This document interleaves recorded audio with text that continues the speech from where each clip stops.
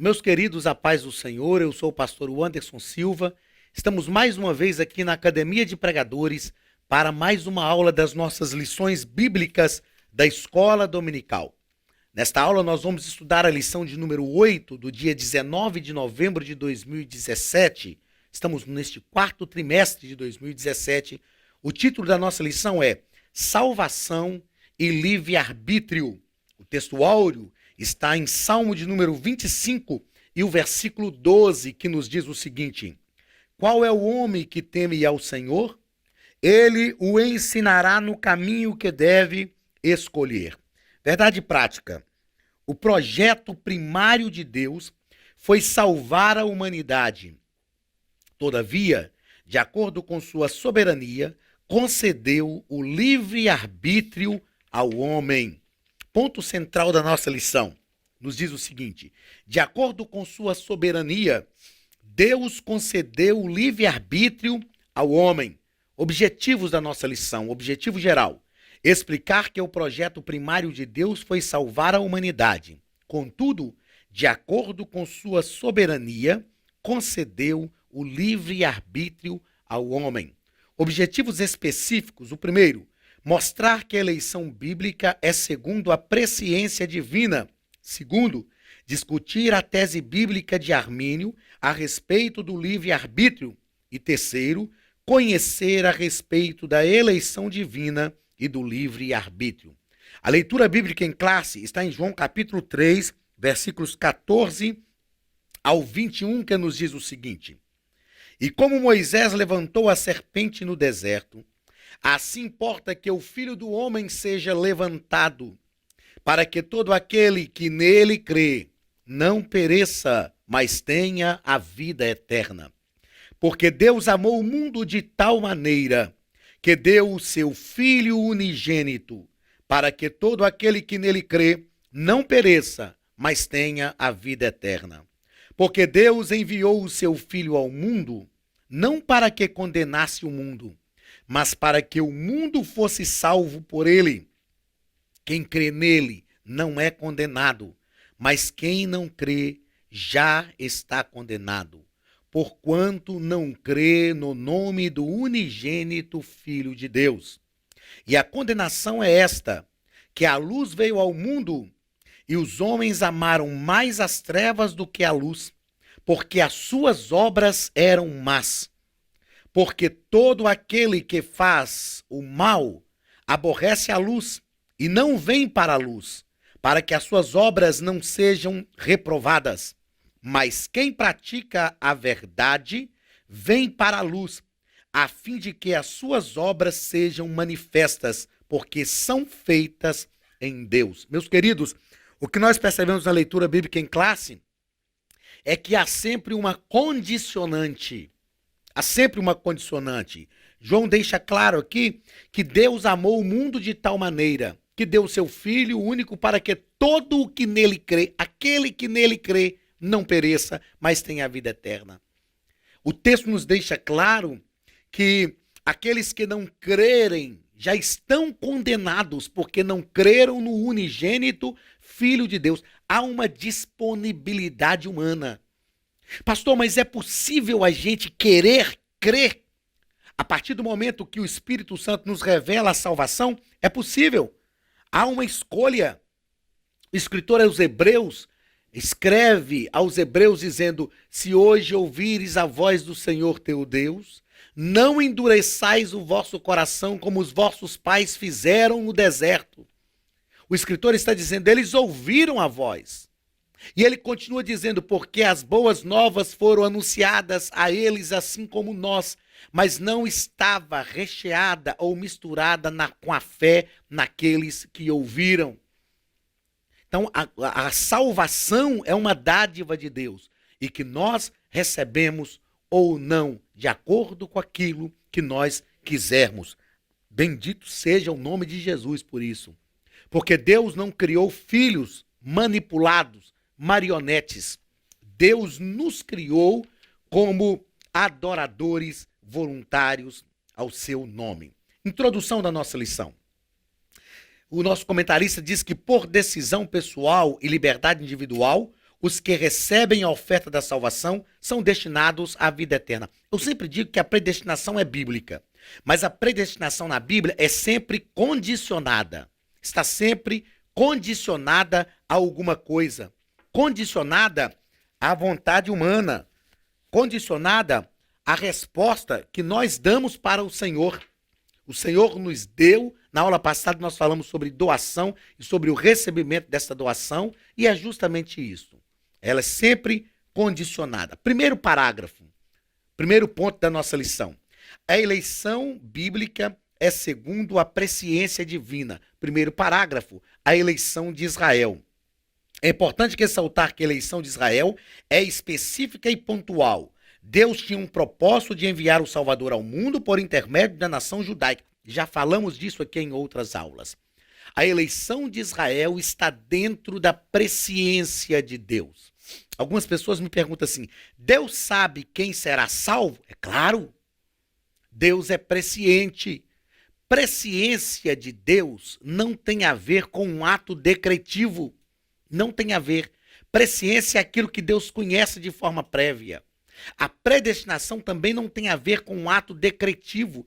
A predestinação é, se escolheres este caminho, acontecerá isto. Se escolheres aquele caminho, acontecerás aquilo. O Senhor fala com Israel em Deuteronômio: hoje te proponho a bênção e a maldição, a vida e a morte. Ele diz: escolhe, pois, a vida. Ele diz: se vocês me obedecerem, eu vos colocarei por cabeça e não por cauda, estarão por cima e não por baixo, vocês vão emprestar para as demais nações, não tomarão emprestado. Olha, predestinação, se vocês me obedecerem, já existe um destino prévio para vocês. Ele diz: mas se vocês me desobedecerem, não obedecerem os meus mandamentos, eu trarei sobre vós as pragas do Egito. O que é isso? Predestinação, mas está ligada a uma escolha. Deus propõe o caminho, Deus propõe destinos de forma prévia e o ser humano escolhe esse destino.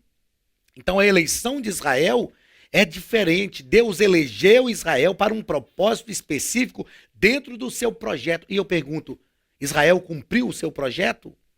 Israel falhou na aliança, mas o projeto de Deus se cumpriu na íntegra. Israel deixou de receber benefícios da aliança, mas o projeto de Deus se cumpriu conforme a vontade do Senhor. Segundo parágrafo do primeiro ponto, a eleição para a salvação. A eleição divina é o ato pelo qual Deus chama os pecadores. Veja bem isso, Deus chama os pecadores à salvação em Cristo e os torna santos. Quem crê será salvo, mas quem não crê será condenado. Paulo fala com a igreja de Éfeso, no capítulo 1, Deus vos elegeu nele, antes da fundação do mundo. A eleição é em Cristo. Toda vez que a Bíblia fala de eleição, ela fala de forma coletiva. Israel foi eleita por Deus, a nação, de forma coletiva, não é uma única pessoa.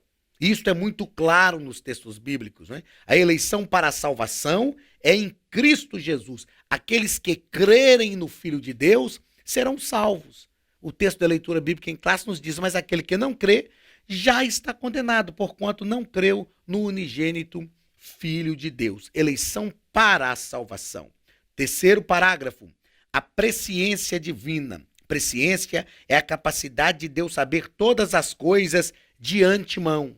Isto é presciência. O comentarista coloca aqui: e de interferir na história humana. Eu até vejo que a capacidade de interferir na história humana está mais ligada à soberania do que à presciência. Presciência. Deus sabe tudo de forma prévia. O que é presciência? Pré é aquilo que é antes. Ciência é conhecimento. Então, conhecimento prévio. Deus já conhece todas as coisas antes que as coisas aconteçam. Agora, não obstante conhecer todas as coisas, nem sempre Deus vai interferir na história humana. Mas Deus pode interferir porque Ele é soberano. Então, presciência é a capacidade de Deus saber todas as coisas de antemão. Isso é presciência. E interferir na história humana é soberania. Deus pode interferir? Pode, porque Ele é soberano. Tá ok? Então, a eleição bíblica é segundo a presciência divina. Segundo a presciência, o conhecimento prévio que Deus tem de todas as coisas. Segundo ponto, Armínio e o livre-arbítrio. Então, uma breve história de Jacó Armínio. Ele nasceu em 1560 e morreu em 1609. Nasceu na Holanda, foi pastor de uma igreja em Amsterdã, recebeu o título de doutor em teologia pela Universidade de Leiden, envolveu-se nessa disputa calvinista e desenvolveu uma tese a partir dos primeiros pais da igreja. Então veja que Calvino não criou nada da sua cabeça. Ele desenvolveu uma tese a partir dos primeiros pais da igreja. Por esse posicionamento enfrentou forte oposição. Ele, entretanto, foi um teólogo holandês que sempre apresentou uma postura tolerante e combativa, embora convicto de suas opiniões. Meus queridos, nós temos percebido que o calvinismo fatalista tem arrombado as portas de muitas igrejas. E o que nós entendemos é só estudar Calvino, que nem Calvino foi intolerante como os seus discípulos apregoaram que ele foi. Não foi. Calvino é considerado um excelente teólogo. Calvino, embora nós ministramos aqui, e eu tenho certeza que você já pôde acessar, porque foi lançado agora no dia 31 de outubro, um curso em comemoração aos 500 anos da Reforma Protestante, e nós falamos aqui sobre Philip Melanchthon, que foi um dos primeiros teólogos que auxiliou Lutero. Então foi o primeiro teólogo sistemata da Reforma Protestante, embora Philip Melanchthon foi um dos teólogos, o primeiro teólogo sistemata da Reforma Protestante, mas Calvino foi quem se destacou como grande teólogo reformista. Um sistemata magnífico, um homem com uma visão magnífica da teologia.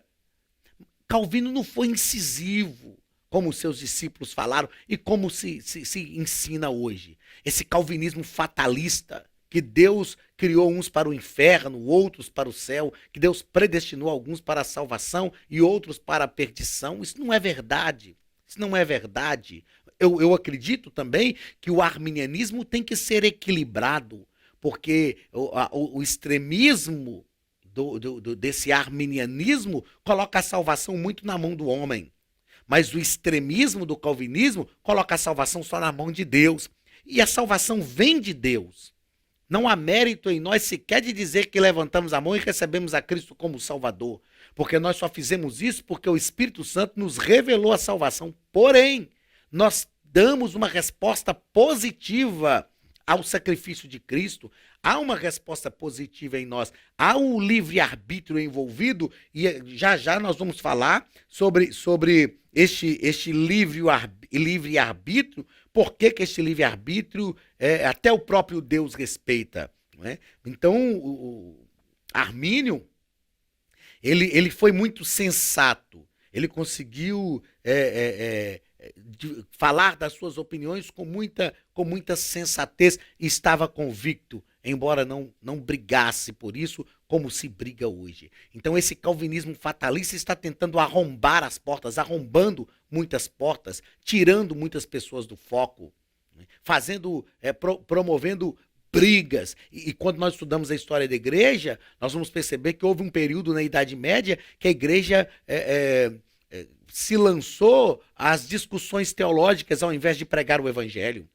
A própria Alemanha, depois de Lutero, 100 anos depois da Reforma Protestante, estava envolvida só em discussões teológicas e filosóficas. Aí surge o puritanismo, nós falamos disso no curso sobre a Reforma Protestante, sem ter uma fé que realmente promovesse resultados. E o que eu percebo é que enquanto estamos brigando uma batalha infindável, nós estamos perdendo o tempo de pregar o evangelho. Não é? Então nós precisamos equilibrar as coisas. Segundo parágrafo do segundo ponto, o livre-arbítrio.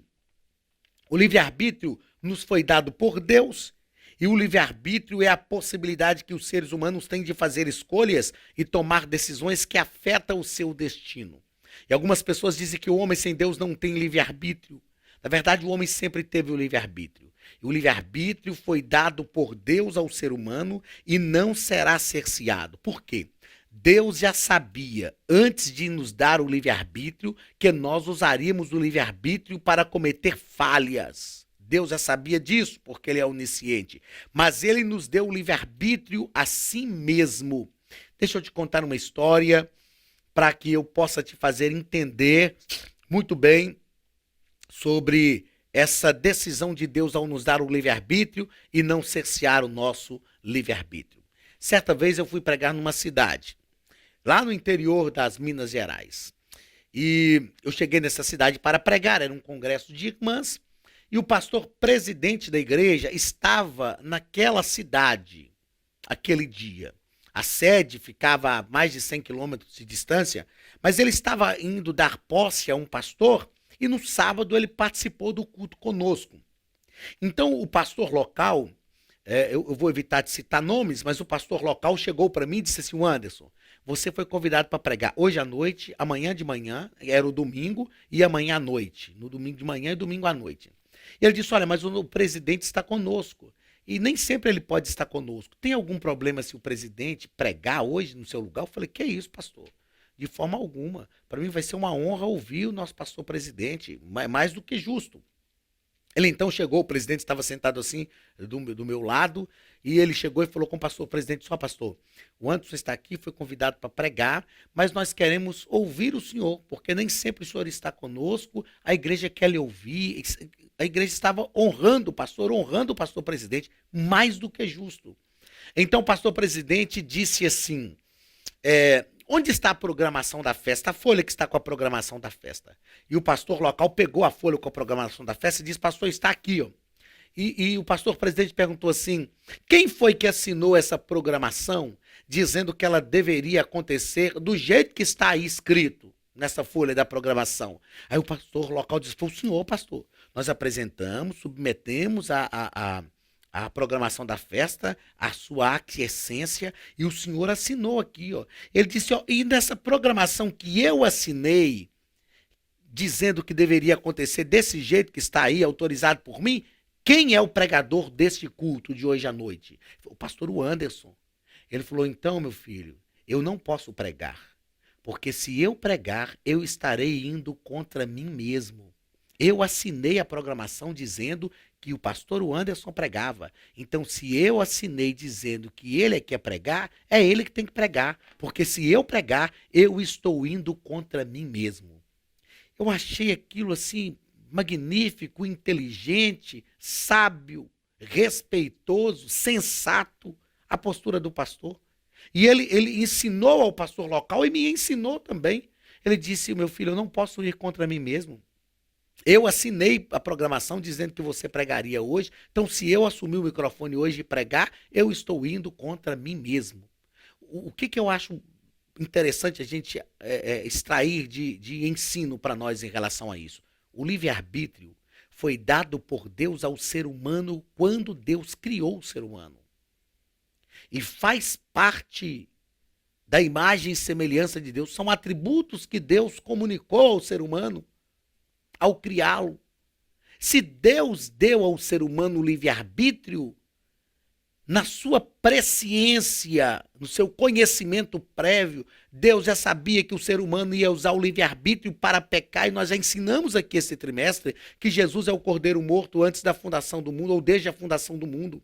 Se Deus deu o livre-arbítrio e na sua presciência, Deus sabia que o ser humano ia usar o livre-arbítrio para pecar, você acha que Deus iria contra ele mesmo? Você acha que Deus vai cercear o livre-arbítrio do homem que ele mesmo deu? Se Deus cercear o livre-arbítrio do ser humano que ele mesmo deu, ele está indo contra ele mesmo. É como se Deus estivesse admitindo o seguinte: eu dei o livre-arbítrio para o ser humano, mas ele está usando o livre-arbítrio e eu não sabia que ele ia usar o livre-arbítrio para cometer tantos males, tanto pecado que iria prejudicar a ele mesmo, então eu vou tomar este livre-arbítrio. Não. Deus jamais vai cercear o nosso livre-arbítrio. Deus jamais vai tomar o nosso livre-arbítrio, porque ele nos deu o livre-arbítrio. Ele colocou Adão e Eva no jardim, e nós cremos nisso, e ele disse, comam de todas as árvores, exceto da árvore que está no meio do jardim. Era uma escolha. Deus podia impedi-lo. Deus podia cercear o livre-arbítrio de Adão e Eva e impedi-los de comer daquela árvore. Mas Deus não impediu. Sabe por quê? Porque Deus não vai contra ele mesmo. Antes, Deus já tinha provisão de um plano para restaurar o ser humano. Ok? Deus não vai cercear o nosso livre-arbítrio porque Deus não pode ir contra ele mesmo. Terceiro parágrafo deste segundo ponto. O livre-arbítrio na Bíblia, por ele ser naturalmente livre, pelo homem ser naturalmente livre, também seus filhos, ou por Deus ser naturalmente livre, aliás, também seus filhos possuem a faculdade de escolherem livremente. Acabamos de falar, atributos comunicáveis. Assim, segundo as Escrituras, em Adão, todos são predestinados para a perdição. Porém, em Cristo, todos são predestinados para a salvação. Pronto. O nosso livre-arbítrio foi-nos outorgado por Deus, porque ele tem liberdade para arbitrar, para escolher. Assim sendo, como filhos de Deus, nós também temos o livre-arbítrio que faz parte da imagem e semelhança de Deus em nós. Em Adão, todos foram predestinados para a perdição. Em Cristo, todos predestinados para a vida eterna. A Bíblia nos fala sobre isso. Assim como por o homem entrou o pecado no mundo e através do pecado a morte, por o homem entrou a salvação e através da salvação a vida. Eu já falei numa lição anterior aqui sobre a justiça de Deus. Se por causa do pecado de Adão todos os seres humanos pecaram e a natureza também foi condenada pelo pecado, por causa da sublimidade ou por causa da submissão de Cristo, todos os homens também são salvos e até a natureza é também restaurada. Isto é mais do que justo. Terceiro e último ponto da nossa lição. Eleição divina e livre-arbítrio. Efésios capítulo 1, versículos 5 e 9, Paulo fala sobre essa eleição divina e nós já citamos o texto e eu quero fazer questão de ler esse texto, porque Paulo está escrevendo para uma igreja gentia e Paulo vai ser bem incisivo quando ele fala sobre isso. Efésios capítulo 1, versículos 5 e 9, Paulo diz assim: nos predestinou para ele, para a adoção de filhos, por meio de Jesus Cristo. É em Cristo, meu irmão. Por meio de Jesus Cristo, segundo o beneplácito da sua vontade. Olha o versículo 9. Desvendando-nos o mistério da sua vontade, segundo o seu beneplácito que propusera em Cristo. É em Cristo. A eleição divina é em Cristo. Não sou eu que sou eleito. Cristo foi eleito por causa da sua submissão. E enquanto eu estiver em Cristo, eu sou eleito. Enquanto a igreja estiver em Cristo, fundamentada em Cristo, ela é eleita pela salvação. Em Jesus, Deus nos deu com propósitos, nos elegeu com propósitos específicos. Deus nos elegeu para pertencermos a Cristo. Segundo, nos elegeu para a santidade. Nos elegeu, terceiro, para a liberdade, para a paz. Em quinto, para o sofrimento. E em sexto, para a sua glória. Somos eleitos em Cristo. Eu não tenho a capacidade de ser eleito em mim mesmo, porque foi o sacrifício de Cristo que nos garantiu esta eleição. Em Cristo, a igreja é eleita. Todo mundo é eleito. Nós já vimos aqui que a salvação ela é universal, ela envolve o mundo inteiro. Então, as discussões que giram nos nossos dias são discussões que não levam a nada, são discussões que não produzem crescimento. São discussões que só desviam pessoas da fé, que tira a gente do foco, que promove dissensões na congregação, na comunidade de fé. Nós precisamos entender isso, que Cristo é eleito e enquanto estivermos nele, somos eleitos também para a salvação. Segundo parágrafo do terceiro ponto. Escolha humana e fatalismo. A graça comum é estendida a todos os seres humanos. Existem duas coisas distintas, graça comum e graça especial. Qual o papel da graça comum? A graça comum tem o papel de nos atrair a Cristo. A graça de Deus está sobre toda a humanidade. E ela tem a função de nos atrair a Cristo. Nós vamos sendo atraídos a Cristo pela graça comum. E nós respondemos positivamente ou não respondemos a isso. Porém, se nós respondermos positivamente à graça comum, nós recebemos a graça especial.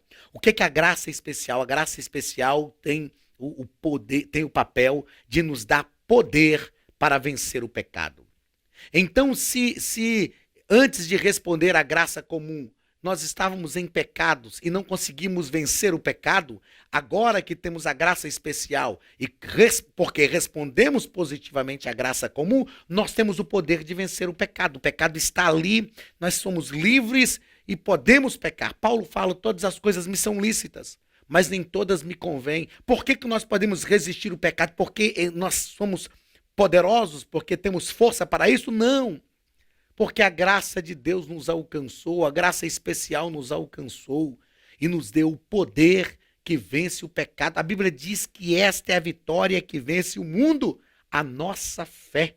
A fé em Cristo nos dá condição para vencer o mundo, para vencer o pecado.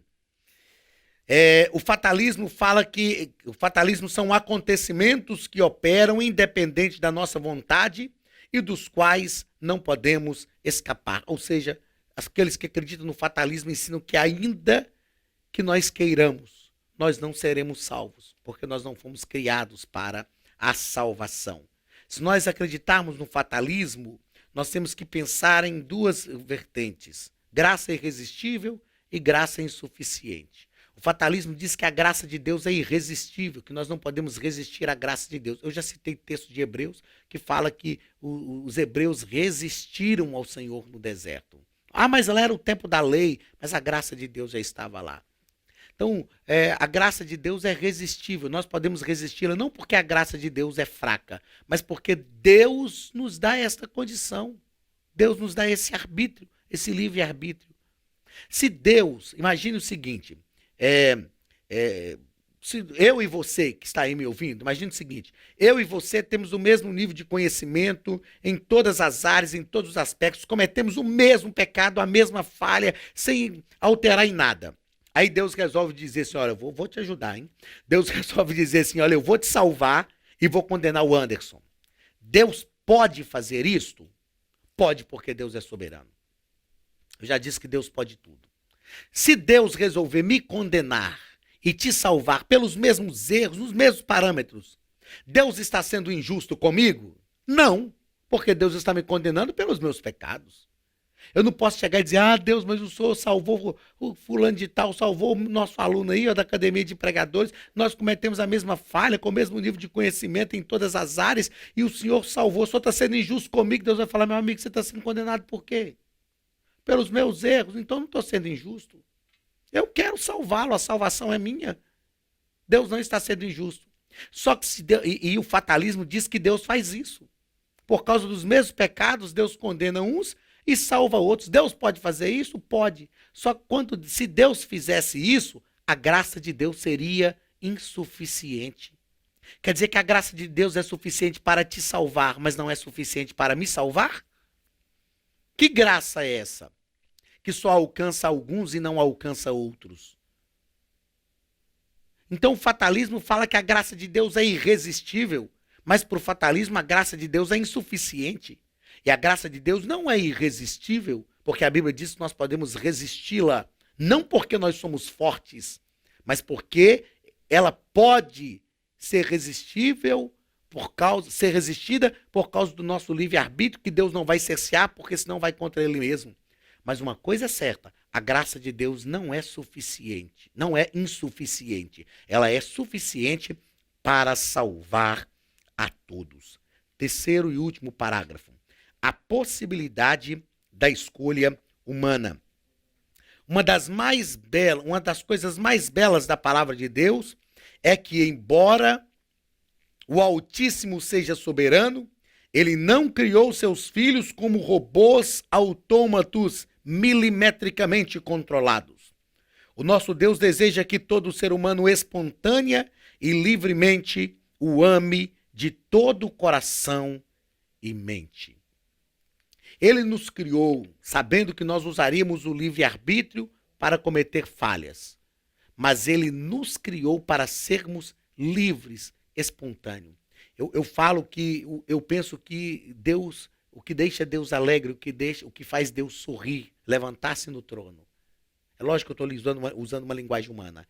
É quando nós estamos diante do pecado, sendo seres livres, podemos pecar, estamos num país livre, somos adultos, maiores de idade, podemos pecar, o pecado está ali à nossa frente. Mas de repente a gente diz, não, eu não vou pecar. Eu sei que o pecado vai me dar prazer, eu sei que o pecado vai ser bom, mesmo que momentaneamente, mas eu não vou pecar só por causa do amor que eu tenho a Deus. Eu não vou pecar só porque eu o respeito, só por causa do que ele fez por mim. Meus irmãos, eu acredito que Deus se sente feliz por isso, porque nós valorizamos o sacrifício de Jesus. E para isso precisamos ter livre-arbítrio. Livre-arbítrio. Porque com livre-arbítrio existe a possibilidade da escolha, mas nós escolhemos amar ao Senhor e não amar o mundo. Meus queridos, que nós possamos entender que o nosso livre-arbítrio deve nos projetar para Cristo, reconhecendo o seu sacrifício por nós na cruz do Calvário. Que sejamos constrangidos, conquistados. Paulo diz que nós precisamos trazer todo o pensamento cativo a Cristo, porque ele é o nosso Redentor e ele merece a nossa resposta positiva. Eu e você podemos responder positivamente a Cristo. E quanto mais nós respondermos positivamente, mais recebemos a graça especial e mais temos o poder para vencer o pecado. Que Deus te abençoe e que você responda hoje, amanhã e sempre positivamente à vontade de Deus. Amém? Receba mais uma vez o abraço do pastor Anderson Silva e da Academia de Pregadores, a maior escola de teologia online do Brasil. E até semana que vem, em nome de Jesus.